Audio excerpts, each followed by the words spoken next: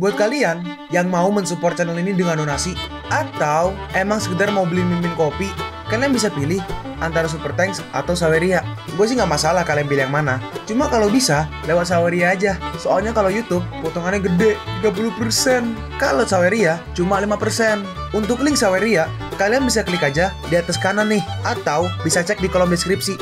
Tapi kalau mau support gak harus donasi kok. Dengan kalian nonton sampai habis dan memberikan like pada video ini, itu udah ngebantu banget buat support channel ini. Oh iya, kalian juga bisa join nih ke grup Telegram komunitas cerita manhwa yang baru. Untuk linknya gue tampilin di layar ya. Tapi kalau malas ngetik, cek aja kolom deskripsi. Di sana kalian bisa sharing nih topik seputar manhwa dan kawan-kawan, dan juga ketemu teman baru. Kalau mau info terbaru dari Mimin, misalnya upload kapan atau misalnya ada telat upload, Mimin pasti akan langsung infokan di Telegram. Makanya jangan lupa join ya. Gak perlu berlama-lama lagi, kita mulai aja ceritanya.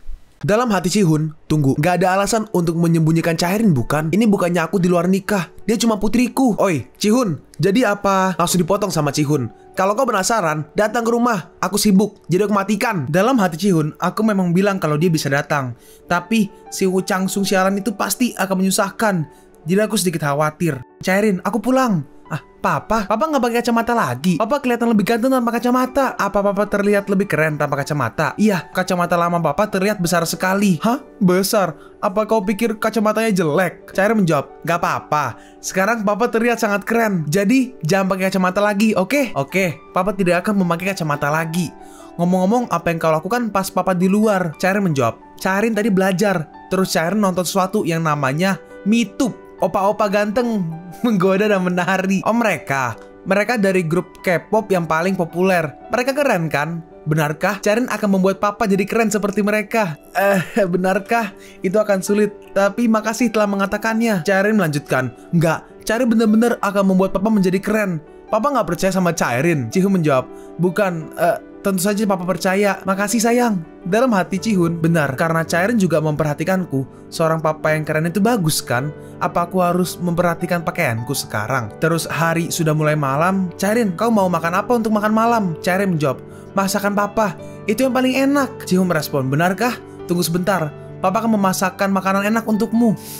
Lauk tambahan apa yang harus aku tambahkan? Tiba-tiba, ting tong. Papa, ada tamu. Hah? Siapa yang berkunjung sekarang? Tiba-tiba, oi, aku di sini. Dan ternyata ada si Changsu. Papa, siapa itu? Chihun menjawab, oh, teman-teman Papa datang untuk makan malam. Bolehkah mereka makan bareng kita? Mereka pasti miskin karena mereka datang meminta makanan sama Papa. Mama bilang untuk membantu orang miskin. Jadi ayo makan bareng mereka Papa. Dalam hati Chihun, ya mahasiswa pasca sarjana memang miskin. Terus akhirnya dibuka pintunya. Aku kira aku hampir mah. Pas dibuka, ada si Chaerin. Dua temannya di belakang berkata, hei, kenapa kau nggak masuk? Di luar sini dingin, cepatlah. Hah? Seorang elf. Temannya kanan berkata, apa yang kau bicarakan? Apa kau udah gila karena kedinginan? Hei, diamlah dan... Chihun, siapa elf ini? Chihun menjawab, putriku. Hei, berhenti bercanda. Siapa dia? Chihun menjawab, dia memang putriku. Percayalah padaku. Terus Chaerin maju. Halo, nama Chaerin itu Kim Chaerin. Chaerin benar-benar anak Papa. Hah, mana mungkin? Chihun, apa kau mengadopsinya? Kenapa kau mengatakan hal seperti itu di depan anak kecil? Dia anak kandungku. Tapi kenapa kalian di sini? Dan apa yang kalian bawa? Kau bilang datang aja kalau aku penasaran. Jadi aku datang. Aku penasaran bagaimana kabarmu. Dan berpikir kalau kita bisa minum-minum. Hah? Enggak. Mana bisa kita minum semalaman di depan anak kecil? Changsu merespon, ya aku nggak tahu. Kau sendirian 2 bulan yang lalu. Iya kan? Bagaimana bisa kau memiliki anak perempuan dalam 2 bulan? Chihun menjawab, alih-alih menjelaskan, apa aku tunjukkan aja ya dokumennya pada mereka. Nih, bacalah baik-baik. Hasil tes, orang-orang telah mengulang urutan DNA dan STR dalam genetik mereka. Dan mirip dengan genetik lainnya. Anak-anak menerima setengah dari masing-masing orang tua untuk membentuk alele. Oleh karena itu, kita dapat memeriksa paternitas dengan melihat alele dan STR anak dan orang tua. Untuk menguji hubungan adar ya, bacalah ya. Intinya dokumennya asli dah dari rumah sakit. Wah, ini betulan. Chihun bertanya, kalian pikir itu palsu, ha? Dasar para nggak percayaan. Hei, tapi ini sulit untuk dipercaya. Siapa yang akan mempercayainya jika kau tiba-tiba menghilang dan bilang kau punya anak perempuan? Chairin menambahkan, hehe, sejujurnya Chairin bisa nggak mempercayainya juga. Hei Chairin, kenapa kau berada di situ? Ya, ini salahku karena tidak menjelaskan dengan benar dari awal. Udah, masuklah. Aku akan menjelaskan semuanya sembari kita makan. Dan akhirnya diceritain ibunya Paena dan lain-lain. Hah? Kau belum pernah melihat ibunya selama 7 tahun? Ya, begitulah. Changsu melanjutkan. Kalau Chairin sudah cantik itu, berarti Nyonya Yena pasti sangat cantik. Apa kau punya fotonya? Enggak, tapi dia emang sangat cantik. Ya, kalau melihat Chairin, hal itu sepertinya memang benar. Syukurlah dia tidak mirip denganmu, Chihun. Putri pertama biasanya mengikuti ayahnya. Jika tampangnya sepertimu, hei, jebrak.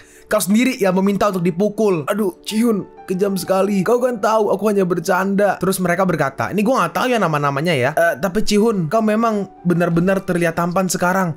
Orang-orang mungkin akan mulai percaya kalau dia adalah putrimu. Kau dulu juga memakai kacamata. Apa kau operasi lasik saat liburan? Oh, benarkah? Penglihatanku menjadi lebih baik. Jadi aku nggak perlu menggunakan kacamata lagi. Dalam hati Chihun, ini pertama kalinya aku dipuji setelah aku mulai mengasuh Chairin. Senang rasanya, Chairin berkata. Hehe, Chairin juga berpikir kalau papa adalah orang terganteng. Teman yang kiri berkata, Chairin imut dan jelas merupakan anak papa. Yang kanan menambahkan, aku juga tidak akan bisa meninggalkan rumah kalau aku punya putri sepertimu. Chihun berkata, satu hal lagi yang akan kupamerkan. Dia sangat pintar, dia baru belajar menghitung sebulan yang lalu. Tapi sekarang, dia bisa menyelesaikan perhitungan kuadrat. Apa? Perhitungan kuadrat? Setelah 1 bulan, itu nggak masuk akal. Chihun membalas, emangnya aku bisa apa dengan... Chihun membalas, emangnya aku dapat apa dengan berbohong kepada kalian? Akan ketahuan sebentar lagi kok. Chairin menambahkan, Chairin beneran bisa menghitungnya. Benarkah? Kalau begitu coba selesaikan ini. Oke, tunggu sebentar. Ini, terus itu. Nah, gimana? Bener gak jawabannya? Hah? Dia bisa menyelesaikannya. Aku waktu seumurnya dulu hanyalah seorang bocah yang suka buang air besar. Dia cantik dan pintar. Paket lengkap sudah. Dunia ini emang gak adil. Kemana aja kau? Changsu berkata, jika dia sepintar ini, dia akan sukses di bidang apapun. Jika kau membesarkan Chairin dengan benar, maka kau gak perlu khawatir tentang masa pensiunmu. Chihun membalas, hei, jangan coba-coba. Dasar sialan. Dalam hati Chihun, aku memang perlu mengasuhnya dengan baik. Tapi dia terlalu pintar bagiku untuk kuasuh sendirian. Kalau begini terus, dia akan mampu menguasai matematika SMA sebelum aku mendapatkan gelarku. Setelah aku gak mampu mengajarkannya lagi, apa yang harus kulakukan? Apakah aku harus mengirimnya ke institusi untuk kalangan jenius? Changsu berbisik, Chihun, mungkin kau bisa mencoba ini. Hah? Apa? Universitas kita mengadakan perlombaan untuk para jenius tiap bulan April. Kenapa nggak mencoba untuk mendaftarkannya? Chihun membalas, hah? Umurnya mungkin belum mencukupi. Emangnya bisa? Changsu menjawab, kau bisa melakukan apapun dengan koneksi di Korea ini. Percayalah pada Raja Koneksi, Wo Changsu. Ya, aku nggak banyak berharap sih, tapi baiklah, akan kupercayakan padamu. Dan sekarang nih ada telepon dari Changsu nih. Changsu berkata, Chihun, apa kau ada waktu luang Jumat ini? Jumat ini? Kenapa? Ini kompetisi Chairin. Aku sudah berdiskusi dengan profesor yang berwenang.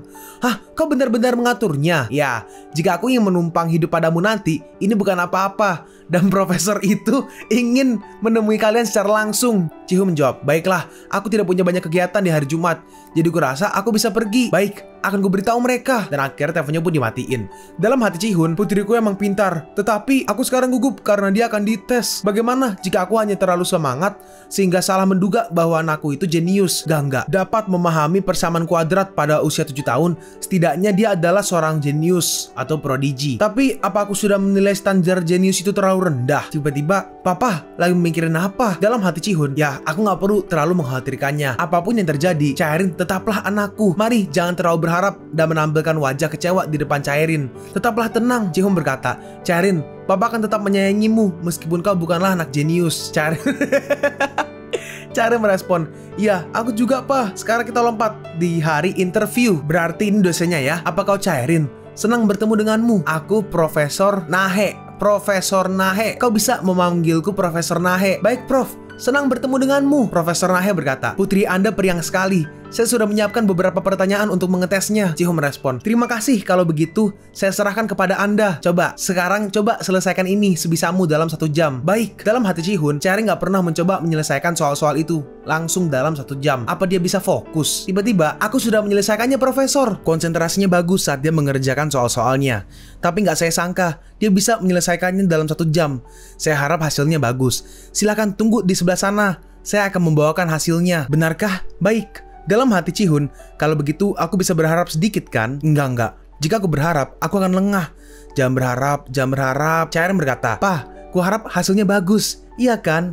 Papa katakan sekali lagi. Papa menyayangimu apa adanya. Oke Chairin? Iya, aku juga sangat menyayangi Papa. Tiba-tiba, Pak Ji-hoon, hasilnya udah keluar. Dalam hati Ji-hoon, bagaimana ini? Aku sangat bersemangat. Apakah hasil tes Chairin akan bagus? Profesor berkata, Chairin mengambil Wechsler Adult Intelligence Skill hari ini, sebuah tes kecerdasan paling terpercaya saat ini. Berdasarkan hasil tesnya, dengan standar deviasi 16, dia dapat di atas 150. Skor ini berarti Chairin adalah seorang jenius sejati di 0,04% teratas. Dalam hati Ji-hoon, putriku adalah jenius sejati. Tapi nggak cuma itu, skornya juga tinggi di tes sosial. Dia anak yang punya masa depan yang cerah. Jadi bagaimana kalau mengirimnya ke sekolah khusus anak berbakat? Ji-hoon merespon, sekolah khusus anak berbakat? Bukannya itu biasanya untuk anak SMP ke atas. Ada beberapa yang dibuat untuk anak SD juga, biasanya untuk kelas 6.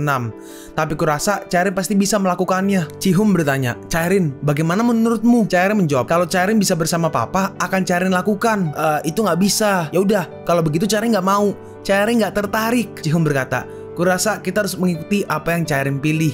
Baik, kapanpun Chairin berubah pikiran, telepon aja aku, akan kucarikan tempat untuknya nanti. Dan akhirnya mereka pun keluar. Dan di sini ada Changsu ya. Ji-hoon, apa hasilnya sudah keluar? Bagaimana hasilnya? Ji-hoon menjawab, dia ada di tingkatan di mana dia berada di atas orang-orang kebanyakan.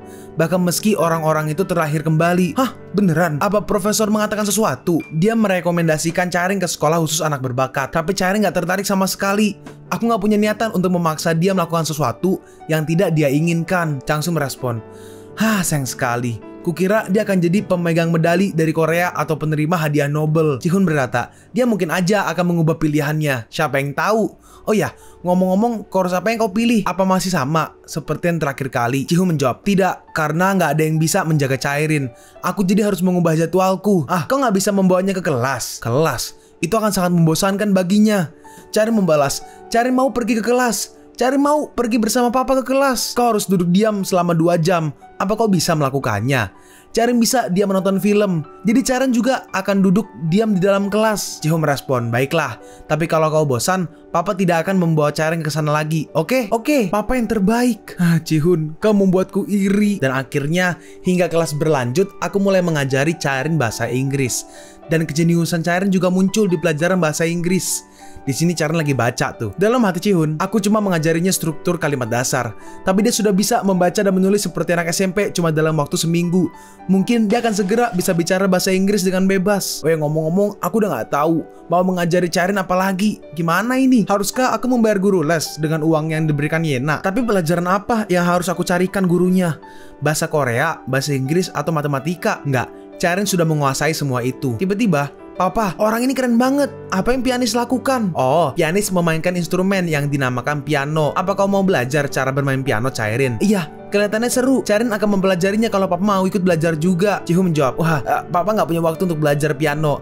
Apa kau nggak bisa melakukannya sendiri? Chairin menjawab, nggak seru kalau bukan sama Papa. Chairin mau melakukannya sama Papa. Ji-hoon bertanya, Chairin, gimana kalau matematika? Apa kau mau belajar matematika lagi? Chairin menjawab, kalau Papa yang mengajar, Chairin mau. Lalu, apa yang kau suka, Chairin? Apapun itu, asalkan bersama Papa. Chairin suka semuanya. Dalam hati Ji-hoon, aku berharap berlebihan. Bagaimana kalau dia terus mau melakukan segala hal cuma bersamaku? Aku juga mau terus bersamanya. Tapi aku kan gak bisa hidup selama ribuan tahun untuk bisa terus bersamanya.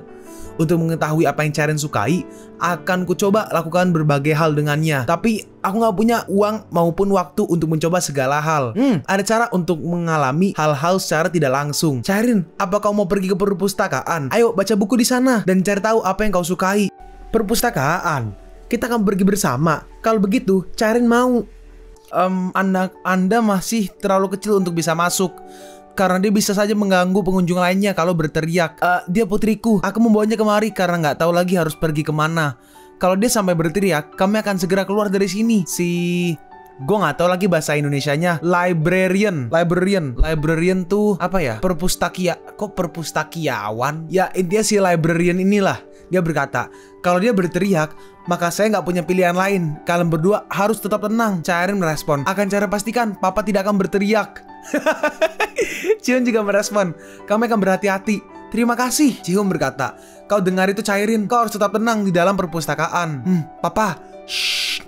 Dan orang-orang melihat ke arah mereka berdua. Ji-hoon berbisik, ada banyak buku di sini, iya kan? Pilihlah sesukamu. Kelihatannya yang ini seru. Terus di sini Chaerin mulai membaca buku dan semua orang masih melihatinya. Dalam hati Ji-hoon, aku sudah menungganya. Tapi orang-orang ternyata terlalu menatapinya. Ya, emang menarik untuk melihat anak berusia 7 tahun membaca buku yang dipenuhi kalimat di dalam perpustakaan. Tiba-tiba ada nelfon nih. Siapa ya? Pas dilihat, Chang Tong-ho, Korea Selatan. Gue bacanya masih dengan cara bahasa Mandarin lagi. Lalu Ji-hoon pergi menghampiri Chaerin. Papa mau angkat telepon dulu dan akhirnya diangkat nih. Ternyata Chang Tong-ho tuh si profesor. Dan melihat HP dari Ji-hoon, Chaerin langsung tampak marah. Dalam hati Chaerin, Chang Tong-ho, apa dia mau mengganggu papaku lagi? Dan akhirnya Ji-hoon pun pergi keluar untuk mengangkat teleponnya. Tiba-tiba, "Hei, dasar anak guguk, pasti kau kan?" "Hah? Apa yang kau bicarakan?" Tong-ho melanjutkan, si profesor. "Apa kau jabingan yang melaporkanku atas penggelapan uang?" "Apa? Penggelapan?" "Iya, kau bang. Kau yang melaporkanku atas penggelapan dana yang sudah disediakan kelompok penetasan untuk penelitian. Kau pikir kau bisa hidup tenang setelah membuatku jadi seperti ini, ha?" Dalam hati Ji-hoon, apa-apaan dengan jabingan ini? "Hei, Profesor Chang, bukan Chang Tong-ho, kau nggak bisa melakukan ini padaku.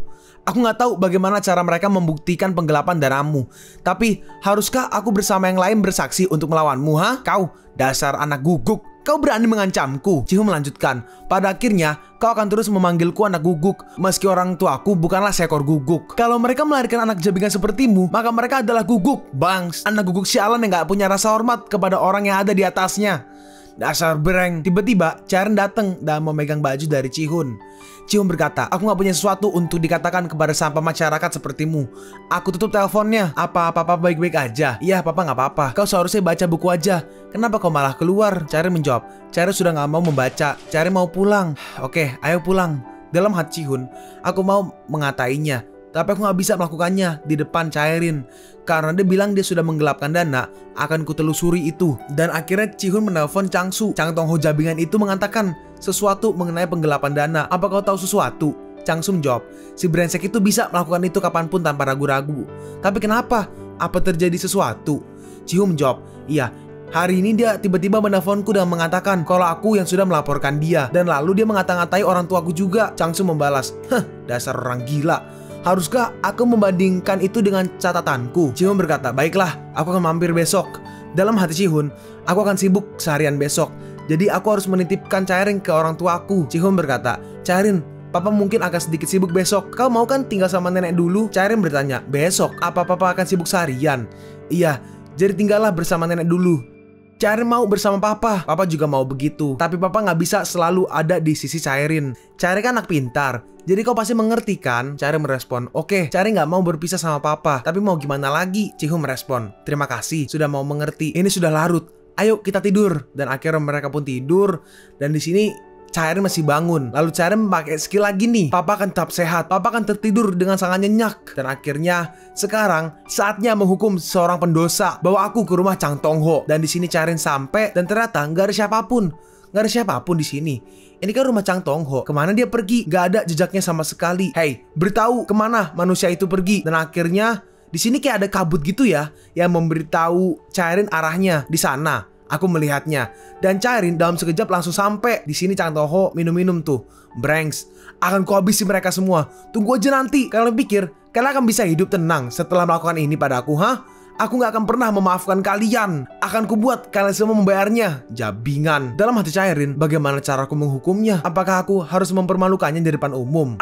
Akan kuhabisi kalian semua. Jabingan. Akan kuhabisi kalian dengan kedua tanganku sendiri. Dalam hati Chaerin, lama-kelamaan dia akan hancur dengan sendirinya. Tapi amarahnya sudah terlalu besar untuk dibiarkan begitu aja. Dan di sini Chaerin menggunakan sebuah skill nih. Dan kayak ada bola-bola gitu dikasih ke Chang Tong-ho atau ke si profesor. "Baiklah, urusanku dengan manusia ini sudah selesai. Aku mau menghukumnya secara pribadi, tapi itu dilarang. Ini cukup mengganggu, tapi untuk mengkonfirmasi segalanya, aku perlu mengunjungi tempat lainnya. Aku akan sedikit sibuk malam ini." Kalian pun sampai di penghujung video ini. Kalian mau tahu lanjutan chapter ini? Atau manhwa menarik lainnya? Makanya, jangan lupa subscribe biar kalian gak ketinggalan kalau gue upload video baru. Jangan lupa like, komen, dan share ke teman-teman kalian supaya channel ini bisa lebih berkembang ke depannya. Segitu dulu dari video cerita manhwa. Gua Sabik undur diri. See you on the next video. Zaijian.